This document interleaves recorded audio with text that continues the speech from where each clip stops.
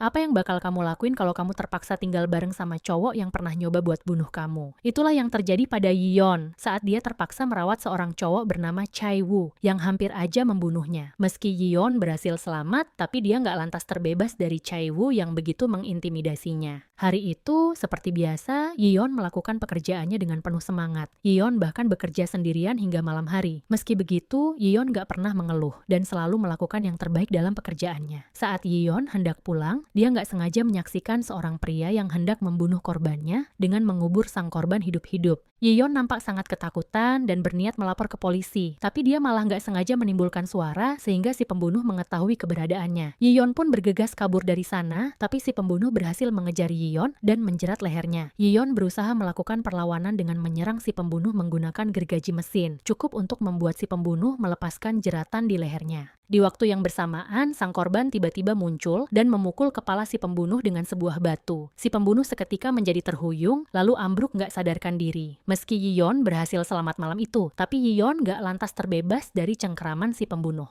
Gak lama setelah kejadian itu, Yeon ditangkap dan dibawa ke hadapan seorang pria bernama Kae-suk, yang gak lain adalah kakak dari si pembunuh. Kae-suk menyangka kalau Yeon yang telah menyerang adiknya, Chae-woo, hingga dia terluka parah. Yeon segera saja membantah hal itu dan mengatakan kalau dia hanya membela diri karena Chae-woo berniat membunuhnya. Lagi pula, Chae-woo nampak nggak terluka parah saat dia menyerangnya dengan gergaji mesin. Namun, Kae-suk sepertinya menolak untuk mendengarkan penjelasan apapun, karena dia malah mengancam akan membunuh Yeon jika Yeon nggak mengatakan kebenarannya. Dengan mata berkaca-kaca, Yeon bersumpah kalau bukan dia yang membunuh Chae-woo. Yeon nampak semakin frustasi saat Kae-suk berkata kalau ia nggak peduli siapa yang menyerang adiknya karena menjadikan Yeon sebagai pelaku yang telah menyerang Chae-woo bukanlah hal yang sulit baginya. Kae-suk menegaskan kalau ia cuma ingin seseorang bertanggung jawab atas kejadian yang membuat Chae-woo terluka parah dan mengalami koma. Yeon sontak saja menjadi terkejut saat mengetahui hal itu dan berpikir kalau riwayatnya akan tamat. Tapi secara nggak terduga, Kae-suk menawarkan kesepakatan pada Yeon. Kae-suk setuju untuk mengampuni nyawa Yeon asalkan Yeon bersedia merawat Chae-woo yang kini sedang terbaring koma. Kae-suk menekankan agar Yeon sebisa mungkin membuat Chae-woo untuk tetap berada di sisinya dan jangan pernah membiarkan Chae-woo meninggalkan kota. Karena Yeon ingin tetap hidup, ia pun terpaksa menyetujui kesepakatan itu dan merawat Chae-woo di rumahnya. Selama 2 tahun terakhir, Yeon berdoa agar Chae-woo nggak buru-buru bangun dari koma, seenggaknya sampai pelaku sebenarnya tertangkap, supaya dirinya bisa hidup dengan tenang. Tapi malam itu, saat Yeon pergi ke lantai atas untuk memeriksa keadaan Chae-woo, ia sangat terkejut saat menemukan kalau Chae-woo nggak berada di ranjangnya. Yeon sontak saja menjadi panik, nggak menyadari kalau Chae-woo sedang bersembunyi di balik pintu. Saat Yeon menyadari keberadaannya, Chae-woo dengan cepat menyerangnya dan memerangkapnya di pinggir ranjang. Yeon nampak panik karena ia sama sekali nggak menyangka kalau Chae-woo yang koma selama 2 tahun masih cukup tangguh untuk menjatuhkannya dengan sangat mudah. Yeon mencoba bersikap tenang seraya meyakinkan Chae-woo kalau ia nggak memiliki niat jahat padanya. Yeon pun memohon pada Chae-woo untuk melepaskannya. Tapi Chae-woo malah mencengkeram tangannya semakin kuat. Chae-woo akhirnya melepaskan Yeon setelah ia menjelaskan kondisi Chae-woo selama 2 tahun terakhir. Saat mereka akhirnya saling berhadapan, Yeon dapat melihat bagaimana Chae-woo menatapnya seperti predator yang sedang mengintai mangsanya. Tapi secara mengejutkan, Chae-woo ternyata nggak mengingat namanya sendiri dan menanyakan tentang hubungan mereka. Karena Yeon nggak kunjung menjelaskan situasi mereka, Chae-woo nggak segan-segan mengancam Yeon dengan sebuah suntikan seraya menuntut Yeon untuk menjelaskan semuanya kepadanya. Chae-woo terus memaksa Yeon untuk mengatakan kebenarannya karena Yeon nampak sangat gugup dan bersikap seolah-olah ia takut pada Chae-woo, membuat Chae-woo curiga kalau mereka memang memiliki hubungan dekat. Di sisi lain, Yeon yang gak ingin Chae-woo melihatnya sebagai musuh, mulai panik mencari alasan agar Chae-woo gak menyakitinya. Yeon gak mungkin menceritakan kebenarannya pada Chae-woo, apalagi Kae-suk juga telah mengancamnya untuk bungkam.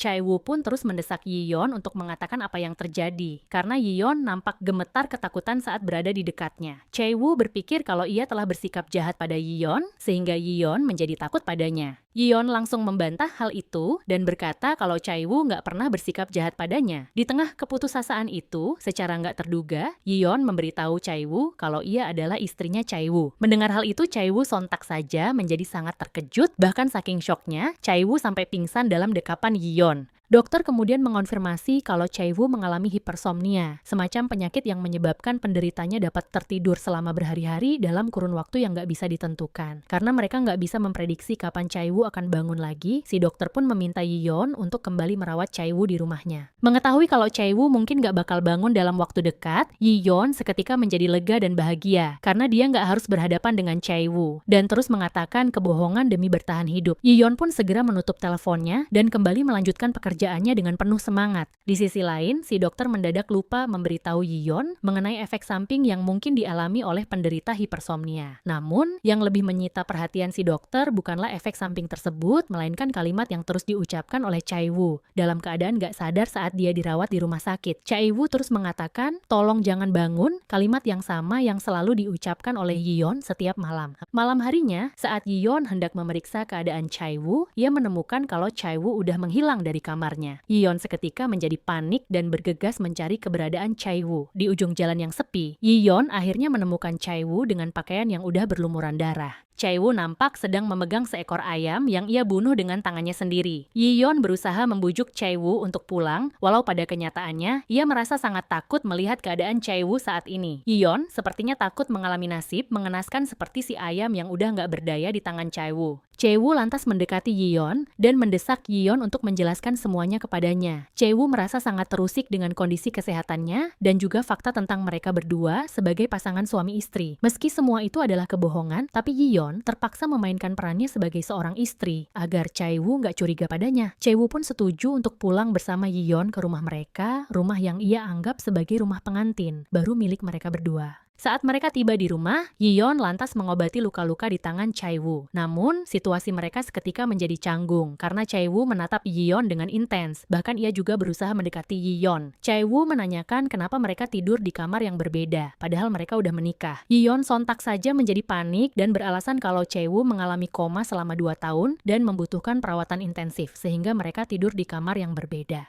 Karena sekarang ia udah bangun, Chaiwu pun mendesak agar Yion tidur dengannya. Yion jelas aja merasa kaget, tapi secara nggak terduga, dia tiba-tiba aja udah berbaring di sebelah Chaiwu. Saat mereka sedang berbaring di ranjang yang sama, Chaiwu langsung menghujani Yion dengan berbagai pertanyaan mengenai hubungan mereka. Yion pun terpaksa merangkai kebohongan demi kebohongan supaya Chaiwu nggak curiga padanya. Saat Chaiwu menanyakan tentang keintiman mereka, Yion seketika menjadi panik karena ia belum pernah berkencan dengan siapapun. Yion menjawab kalau hubungan mereka dimulai bukan karena fisik atau romantisme belaka, melainkan karena karakter mereka masing-masing yang dianggap udah cocok. Yion bahkan mengatakan kalau ia jatuh cinta pada Chaiwu karena penampilannya seperti cowok alim yang selalu menghargai wanita. Chaiwu jelas aja kaget saat dibilang sebagai cowok alim karena jauh di dalam lubuk hatinya, dia nggak pernah merasa jadi cowok alim. Chaiwu yang masih penasaran lantas bertanya pada Yion tentang hubungan mereka di atas ranjang. Chaiwu rupanya masih penasaran dengan performanya di atas ranjang dalam memuaskan Yion karena ia nggak mau jadi suami yang nggak mampu memberikan kepuasan pada istrinya. Yion yang ingin segera mengakhiri pembahasan mengenai hal itu lantas menjawab kalau Chaiwu selalu mengakhirinya dengan cepat. Jawaban itu jelas aja membuat Chaiwu menjadi syok dan merasa gagal menjadi seorang laki-laki sejati.